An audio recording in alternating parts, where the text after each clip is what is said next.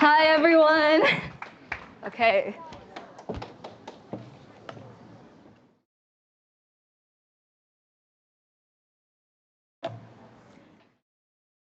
Ladies and gentlemen, esteemed thinkers and fellow dreamers, or let's put it this way, wanderers of a cosmic joke we call it life. Good afternoon. Thank you for the applause. That was unexpected. You know how they say, life is what happens when you have other plans. And, well, I am here to talk about the moments when life throws a curveball so hard that it could qualify for the MLB. Major life-bending moments, which is aligning with our crossroad theme. Now, raise your hand if you've ever looked around and thought, wow, I totally saw myself surrounded by this exact group of people doing this exact thing back when I was 5. Okay, reasonable? Then, what about 3 years ago? I can totally see what's going to happen today, right now. Anyone? Yeah, I saw one hand. All right, 1. Looks like we've got more mystery than a Scooby-Doo episode up in here, and that, my friends, is what makes life oh so interesting. And that's true. No matter what age you're in, we're at a perpetual fork in the road, like a choose-your-own-adventure book on steroids. And guess what? The authors are as clueless as the readers half the time. It's like Plato walking into, It's like Plato walking into a comedy club saying existence is unpredictable, juggling a torch in his hand. But seriously, these crossroads, they're the spice of life, the lemon in your tea, the unexpected punchline that leaves you laughing and crying at the same time. The ancient Greeks had a word for it, actually, aporia, that feeling of being utterly lost and confused. Sounds about right when you're standing there, decision paralyzed, wondering which path leads to enlightenment and which to a lifetime of regret. Yet, in my own peculiar journey, I seem to have danced through these crossroads with a blindfold of innocence, making choices almost as casually as one picks a flavor at Haagen-Dazs. No map, no compass, just a heart full of dreams and a spirit that refused to wait for life's answers to knock politely on the door. So, let's rewind to the dawn of my whimsical odyssey. 3 years old. A time when the world was a Technicolor playground, and my TV screen was the gateway to galaxies far more fascinating than our mundane reality. And my obsession, a certain tiger. Not Tiger Woods, actually, the wise and gentle star of, as many of us knew him, Qiao Hu in Chinese. Yay! All right, now guess who in the picture is my idol when I was 3? Not the girl. Oh, wait. It is the rabbit. I bet you didn't guess that, right? Okay, so in those early years, while my peers were charting their paths towards conventional careers like astronauts or crime fighters, I was busy crafting my own universe where I was the lead in all the animated features. When others dreamed of being scientists, I was already conducting experiments in my little room, trying to transform in all the animated features. When others dreamed of being scientists, I was already conducting experiments in my little room, trying to transform into Ultraman or perfecting the art of snorting like Peppa Pig. Well, but here's the twist. I wasn't just a dreamer. I was a doer. When the notion of becoming an animated character struck, I didn't just fantasize, I fabricated.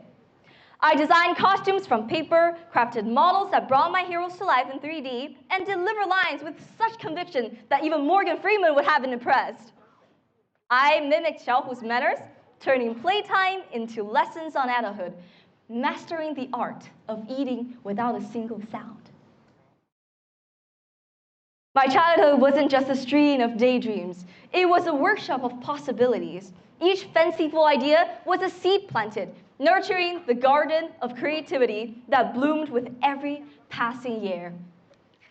And then, at 8 years young, life tossed me a glittery dress and said, "Hey there, let's see how you handle the spotlight." Now, picture this. A dance team recruiter strolls into class looking for the next big thing. Me? I was more of a hidden gem. All the enthusiasm and unprofessional steps from the living room practice sessions. But still, with the dreams of being a primary dancer swirling in my head, I raised my hand with all the confidence of a kid who believed in fairy tales. But once inside, boom. Back row, corner spot. Yeah, that's me. Maybe it was my understated charm or the fact that I joined the team a little late. Anyway, there I was, the newbie backup dancer, sweating bullets under the scorching sun, 40 degrees Celsius, waiting outside for hours, just hoping for a single glimpse from the stage. Now, you might think, spending days as an unofficial mascot of the Plan Bs would have me reaching for the tissues and quitting on the spot. But no, not this little firecracker. There were moments, countless moments, when I felt like giving up. I mean, who becomes a famous dancer from the last row, right? But dreams, they're sneaky like that. They whisper, "Hold on, kid, magic takes time."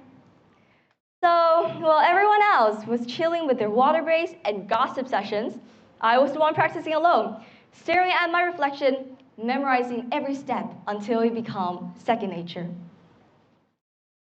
For 2 whole years, I was the quiet kid in the corner, turning invisible into invincible. I trained during every spare moment, turning my hobby into habit, my passion into muscle memory. And then, the plot twist nobody saw coming. I went from back row Plan B to the front and center captain. I need applause. Thank you. And when my surprise teacher asked why I kept such a low profile in the past 2 years, I just grinned and said, "My dreams did the talking. They were loud enough for both of us."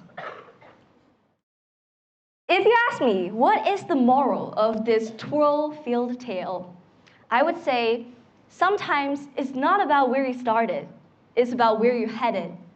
So, here's to the dreamers, the believers, and everyone stuck in the last row. Well, I didn't become a dancer at the end, and I didn't become an animated character. But there's more. At 11, with the ambition of a TV host coursing through my veins, I started mimicking the charisma of my small screen idols and penning endless scripts. I dove headfirst into speech contests, achieving national and even international top 3 prizes. You know, I didn't want my words to just collect dust in a notebook or remain unheard in casual chats. I want them amplified, echoing in ears far and wide. Well, but I changed. By 13, the melody of music production beckoned. I traded my microphone for a MIDI controller, diving deep into the intricate world of Logic Pro. I wasn't content with just humming or dreaming up melodies. I dissected each plugin, explored the emotional nuances of rhythm shifts, and created a portfolio of about 10 compositions that breathe life into my dreams. Oh, by the way, this is when I am in 6th grade. At 14, journalism whispered my name, pulling me into the realm of untold stories. I ventured into rural landscapes, seeking out marginalized voices that society often overlooked. My heart became a sponge, absorbing their tales, and my pen, their advocate. Ladies and gentlemen, Standing here, I am reminded of this special moment at 16, staring into the vast expanse of the unknown, where the future was but a foggy canvas. Unable to predict the brushstrokes of time that will paint my adult self, would I retain the fervor of youth like the same emotional compass? No, absolutely not. I knew it deep down, that change is inevitable. But fast forward to today, our world mirrors that same enigma. We witness tragedy unfold, from the relentless symphony of war drums to the disintegration of human bonds exacerbated by a digital age that fosters more illusion than truth. This fear of the unknown, where does it stem from, and where does it lead us? Perhaps it is the universe's way of saying, embrace the mystery, for in it lies the power to transform. History whispers lessons of courage amidst chaos. Think of the audacity of Martin Luther King Jr., who, in the face of hatred, dared to dream of a nation united. Or consider the fall of the Berlin Wall, tribute to the human spirit's insatiable thirst for freedom, turning an iron curtain into dust. These were not mere acts of defiance, they were declarations of faith in the unknown. And in our present, the names of Syria, Palestine, Ukraine, and a lot of countries echo like haunting sonnets, reminding us that conflict still stains our globe. These are not abstract headlines, they're heart-wrenching testaments to humanity's struggle with itself. We bemoan the lack of action, the surplus of empty words. We have become a society of debaters where everyone speaks, but few act or even listen. But remember, it takes only one spark, one decision to break free from the paralysis of analysis, to turn rhetoric into reality. And back to my stories. Every dream, every aspiration is like a GPS guiding you through life's traffic jams. For me, it feels like every childhood fantasy was a pit stop on the way to becoming who I am today. So let's embrace the chaos, shall we? Let's laugh at the cosmic humor, dance at the crossroads, and remember, in any case, stay tuned, because as we dive deeper into this wild ride, I will share how each dream, each absurd wish became a part of my personal roadmap, leading me right here to this moment with you. And to the world, I speak of. Let us not shy away from the uncomfortable, the uncharted. Let us harness the fear of the unknown as fuel to progress. And so that we will find out that future is much better than our fears. Thank you.